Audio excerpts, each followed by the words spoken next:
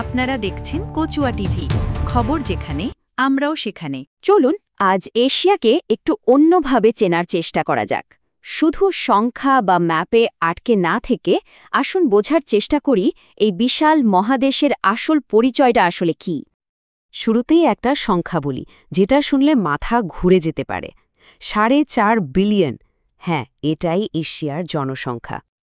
মানে পৃথিবীতে যত মানুষ আছে তার 60%রও বেশি থাকে শুধু এই একটা মহাদেশে। ভাবা যায় ব্যাপারটা। বিশেষ করে বিংশ শতাব্দীতে এখানকার জনসংখ্যা প্রায় 4 গুণ বেড়ে গেছে। কিন্তু এই বিশাল সংখ্যা, এই বিপুল আয়তনের বাইরে এশিয়া বলতে আমরা আসলে কি বুঝি? এটা কি শুধু একটা জায়গার নাম, নাকি এর পেছনে আরও গভীর কোনো অর্থ আছে? আচ্ছা, তাহলে এর বিশালতা দিয়ে শুরু করা যাক। আর এই আলোচনার মধ্যে দিয়ে আমরা দেখব কেন একে কোনো একটা সহজ সংজ্ঞায় ফেলা প্রায় অসম্ভব একটা কাজ। ব্যাপারটা বেশ মজার, তাই না? দেখুন, পৃথিবীর মোট স্থলভাগের প্রায় 30% জুড়ে আছে এশিয়া, অথচ এখানেই থাকে বিশ্বের 60% মানুষ। এই যে বিশাল একটা অসামঞ্জস্য, এটাই কিন্তু এশিয়াকে বাকি বিশ্ব থেকে একদম আলাদা করে তোলে। কিন্তু আসল কথা হলো, এশিয়া ধারণাটা কিন্তু কোনো পাথরে খোদাই করা ভৌগোলিক সত্যি নয়। এটা আসলে একটা মানবিক ধারণা, একটা কনসেপ্ট, যা সময়ের সাথে সাথে ইতিহাসের এক এক বাঁকে বদলে গেছে। তো প্রশ্নটা হলো, ইউরোপ ঠিক কোথায় শেষ হচ্ছে আর এশিয়া কোথা থেকে শুরু? এর উত্তর কিন্তু কোনো মানচিত্র দিতে পারবে না। উত্তরটা খুঁজতে হলে আমাদের ইতিহাসের পাতা উল্টাতে হবে। এই যে সীমানা, এটা কিন্তু শত শত বছর ধরে বদলেছে। যেমন ধরুন, প্রাচীন গ্রিকরা ভাবত সমুদ্রই হল বিভাজন রেখা। অনেক পরে রাশিয়ান সাম্রাজ্য নিজেদেরকে ইউরোপীয় হিসেবে প্রতিষ্ঠা করার জন্য ইউরাল পর্বতমালাকে একটা কাল্পনিক বর্ডার হিসেবে ঠিক করে নেয়। অক্সফোর্ডের স্যার ব্যারি ক্যানলেফের এই কথাটা আধুনিক চিন্তাভাবনাকে একেবারে পরিষ্কার করে দেয়। ভূগোলবিদরা তো এখন আর এশিয়া আর ইউরোপকে আলাদা মহাদেশ হিসেবে দেখেনি না। তাদের কাছে পুরোটা একটাই ভূখণ্ড, ইউরেশিয়া। আর ইউরোপ, সেটা তো স্রেফ এই বিশাল ভূখণ্ডের পশ্চিম দিকের একটা অংশ। তার মানে মূল কথাটা হলো, ইউরোপ থেকে এশিয়াকে আলাদা করার এই পুরো ধারণাটাই আসলে ইউরোপীয়দের তৈরি, তাদের নিজেদের সুবিধার জন্য।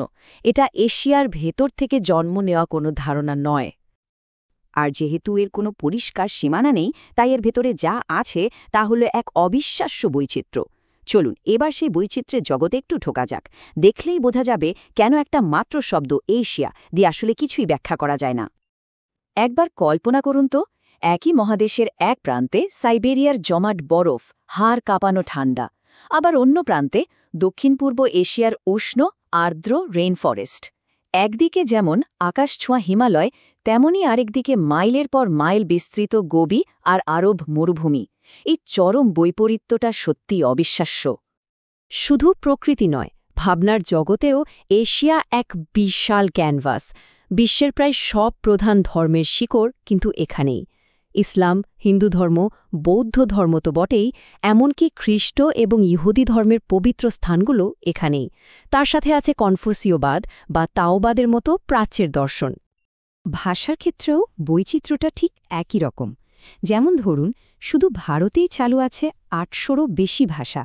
ইন্দোনেশিয়ায় সংখ্যাটা 600রও বেশি।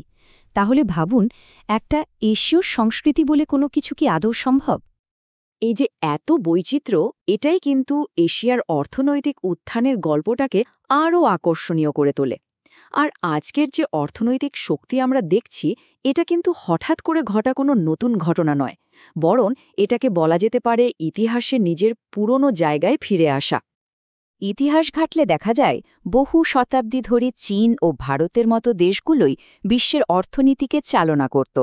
আর আজকের যে দ্রুত অগ্রগতি, অনেক ইতিহাসবিদ মনে করেন এটা আসলে সেই পুরনো প্রভাবশালী অবস্থানে ফিরে যাওয়ারই একটা প্রক্রিয়া। আর বর্তমানে তো বিশ্বের অর্থনীতির নার্ভ সেন্টারই হয়ে উঠেছে এশিয়ার কিছু শহর।